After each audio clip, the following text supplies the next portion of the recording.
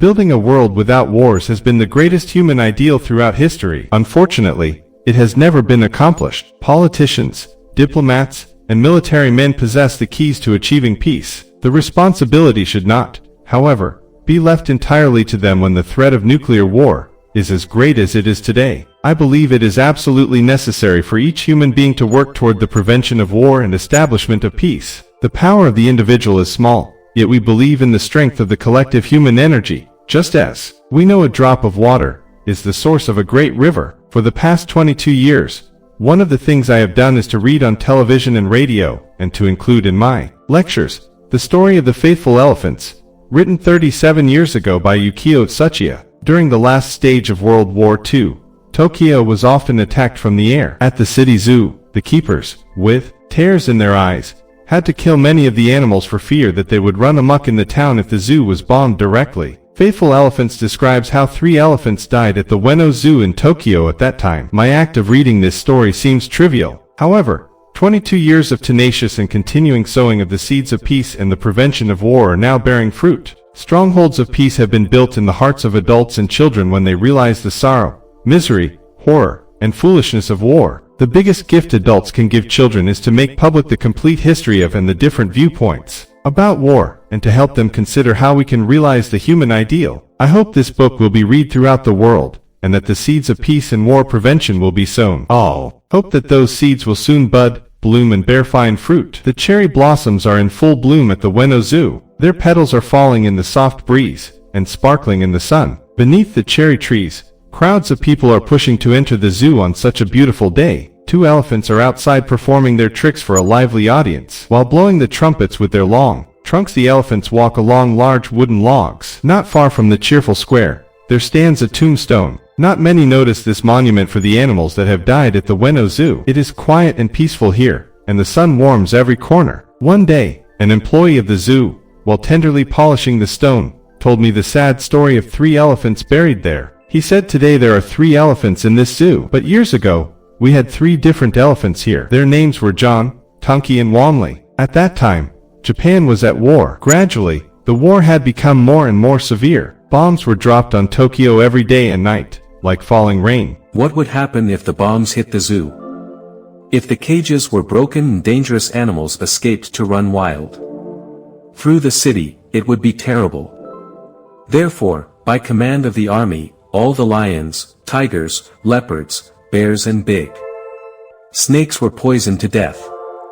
By and by, there came time for the 3 elephants to be killed. They began with John. John loved potatoes, so the elephant keepers mixed poisoned potatoes with the good ones when it was time to feed him.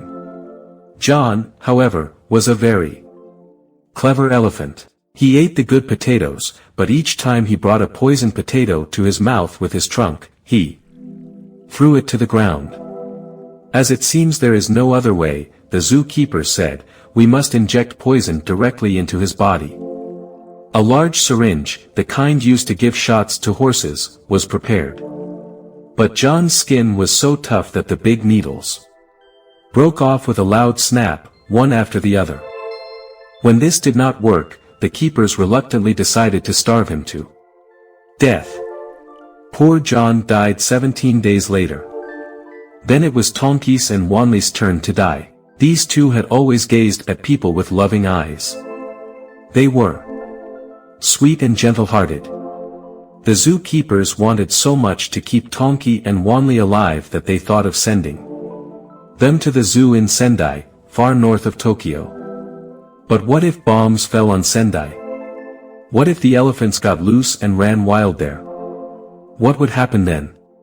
Tonki and Wanli, 2 were doomed to be killed at the Ueno Zoo, just like all the other animals. The elephant keepers stopped feeding Tonki and Wanli. As the days passed, the elephants became thinner and thinner, weaker and weaker. Whenever a keeper walked by their cage, they would stand up, tottering, as if to beg, "Give us something to eat. Please, give us water." Their small, loving eyes began to look like round rubber balls in them. Drooping, shrunken faces. Their ears seemed too large for their bodies. The one big, strong elephant had become a sad shape. All this while, the elephant's trainer loved them as if they were his own children.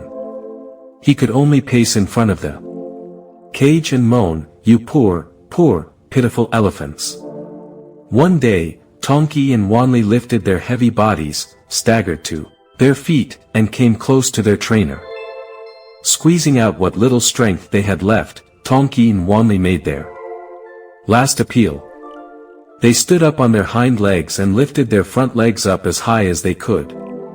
Then, raising their trunks high in the air, they did their bonsai trick. Surely, their friend would reward them with food and water as he used to do. The trainer could stand it no longer. "Oh, Tonki! Oh, Wanli!" He wailed, and dashed to the food shed. He carried food and pails of water to them and threw it at their feet. "Here," he said, sobbing, and clung to their thin legs. "Eat your food. Please drink. Drink your water." All of the other keepers pretended not to see what the trainer had done. No one said a word. The director of the zoo just sat very still, biting his lip and gazing at the top of his desk. No one was supposed to give the elephants any food. Number one was supposed to give them any water. But everyone was hoping and praying that if the elephants could survive only one more day, the war might be over and the elephants would be saved. At last, Tonki and Wanli could not move. They just lay on their sides, hardly able to see the white clouds floating in the sky over the zoo. However, their eyes appeared clearer and more beautiful than ever. Seeing his beloved elephants dying this way, the elephant trainer felt as if his heart would break. He had no more courage to see them.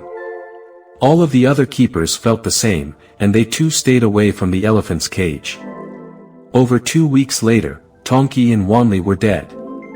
Both died leaning against the bars of their cage with their trunks stretched high in the air, still trying to do their bonsai trick for the people who once fed them.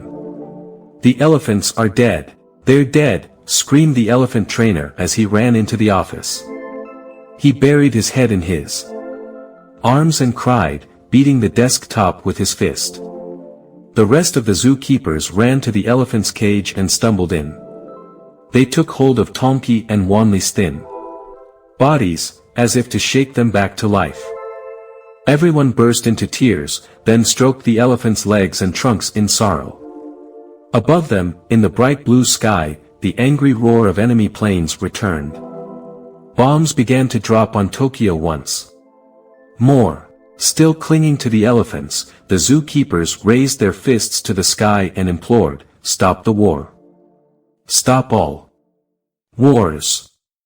Later, when the bodies of the elephants were examined, nothing was found in their washtub-like stomachs, not even one drop of water. With tears in their eyes, the zookeeper finished his story. These 3 elephants, John, Tonki and Wanli, are now resting peacefully under this monument.